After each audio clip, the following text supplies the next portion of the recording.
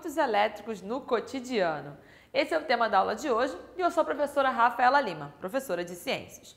E você olha para esse tema e fala, tá, o que são circuitos elétricos? Quando eu falo de circuito, você tem uma ideia assim, uma coisa meio circular, né? Ah, o circuito de Fórmula 1 é um caminho fechado, correto? Então, se eu falo que eu tenho um circuito elétrico, então ele é um caminho fechado por onde a eletricidade vai passar.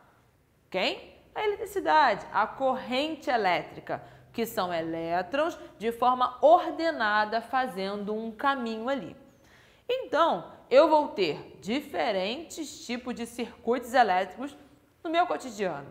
Mas um circuito elétrico simples, ele vai ter 3 elementos básicos, sabe assim? O basicão, o simples.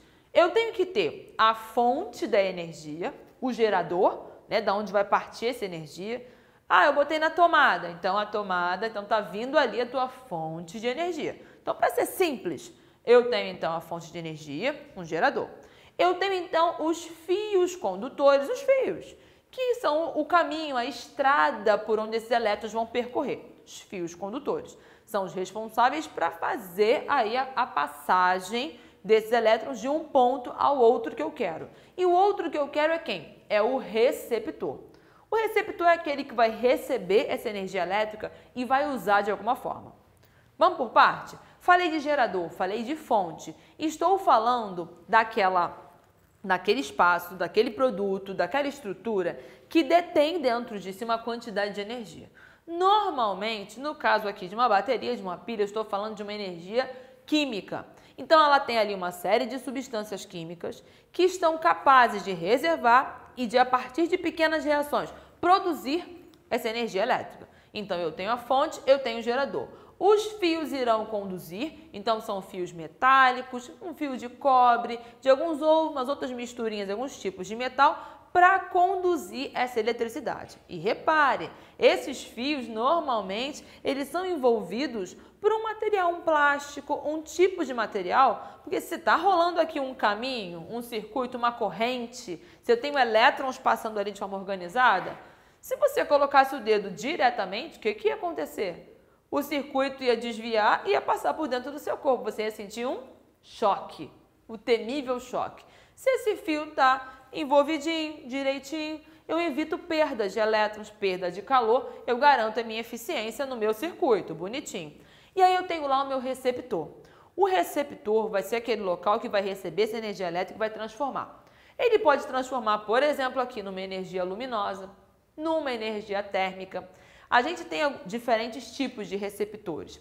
Tem os receptores chamados de resistores. São esses que vão receber energia elétrica e transformar numa energia térmica. Um ferro, um chuveiro elétrico, que tem esse gasto energético maior. E a gente tem, por exemplo, os motores elétricos. São aqui, então, receptores que, ao receber essa energia elétrica, eles conseguem transformar isso em movimento, em energia cinética. Então, é um liquidificador, é um ventilador, o que vai promover aí uma movimentação.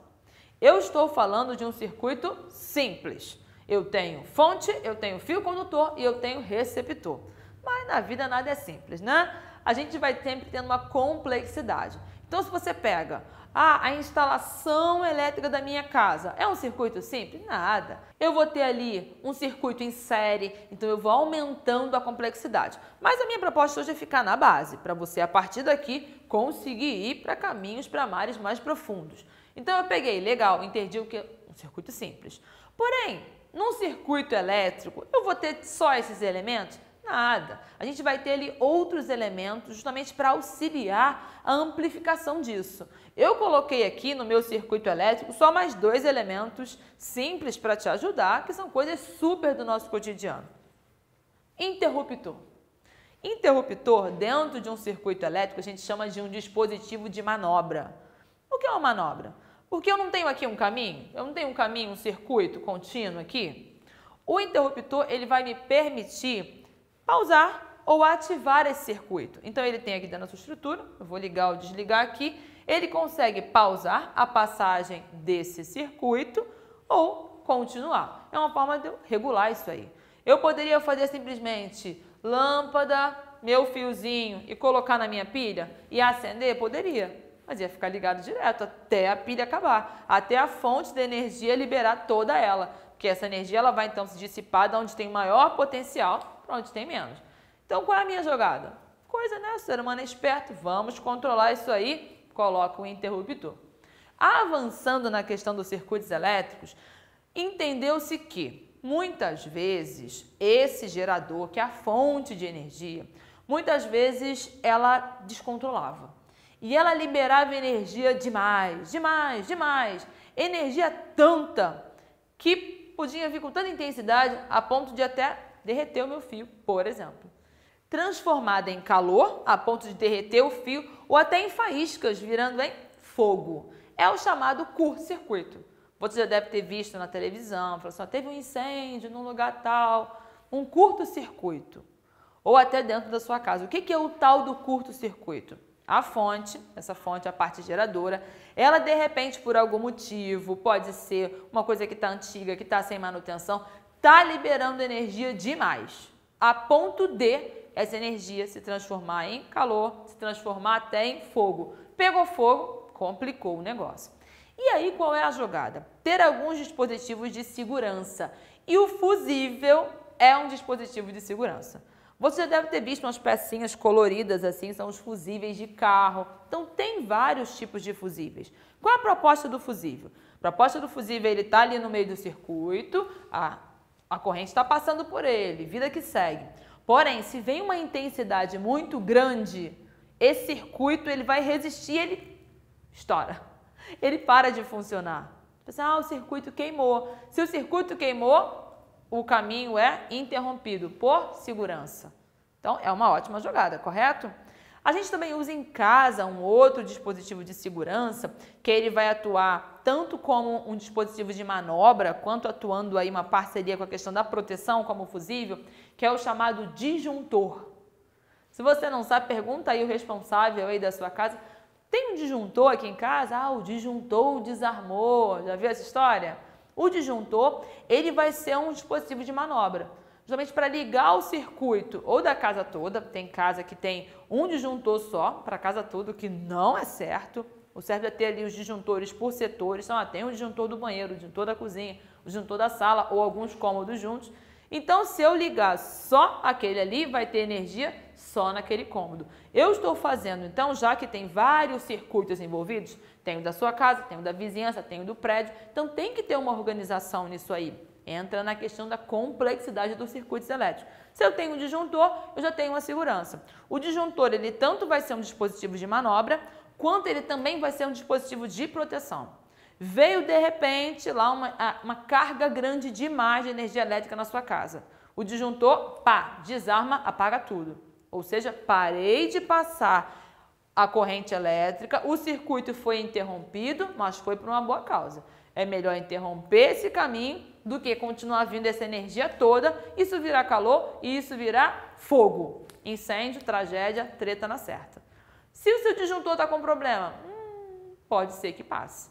Para você ver como os elementos do circuito são muito importantes. Considerando que isso está super no nosso dia a dia, desde circuitos simples, sabe assim, o seu controlezinho da TV, são os aparelhozinhos, eu tenho meu celular, eu tenho um circuito elétrico ali, eu tenho um joguinho, eu tenho um circuito elétrico ali, tomada. Então, a gente tem diferentes tipos de circuitos no nosso cotidiano, até chegar a circuitos complexos.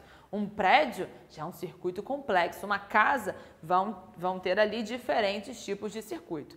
Eu posso saber diferentes informações desse circuito porque eu posso calcular. Eu posso representar o circuito matematicamente, eu posso calcular qual a espessura ideal desses fios para o que eu quero.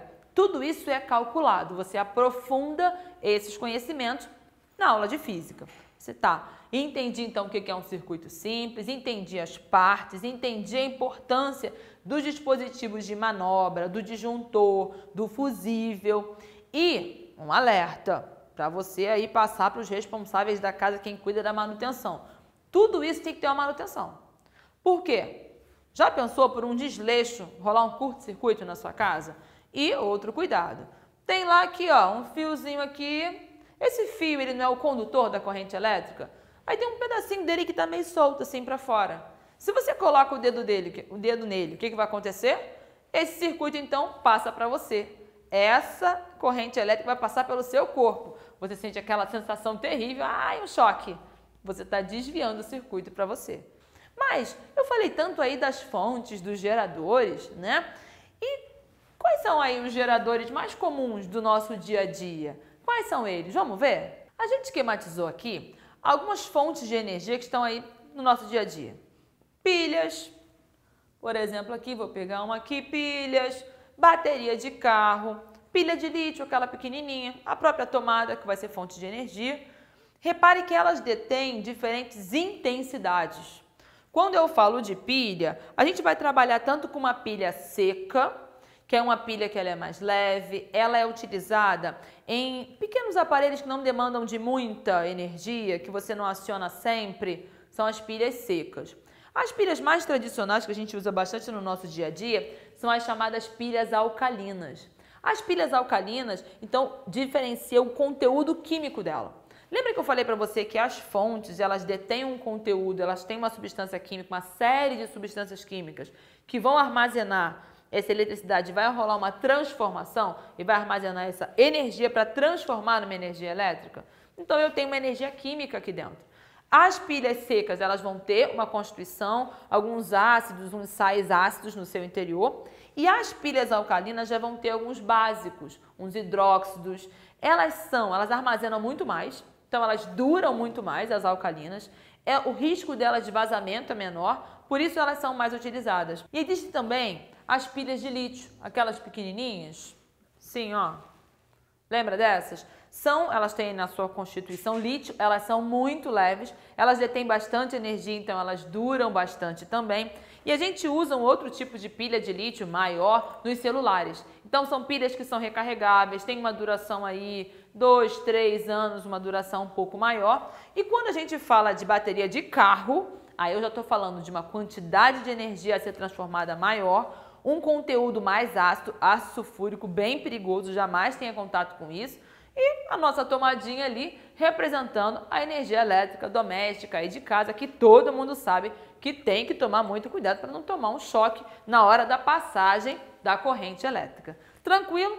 Falamos então sobre circuito elétrico com enfoque nos conceitos de circuito simples e tipos de fontes de energia. Tchauzinho e até a próxima!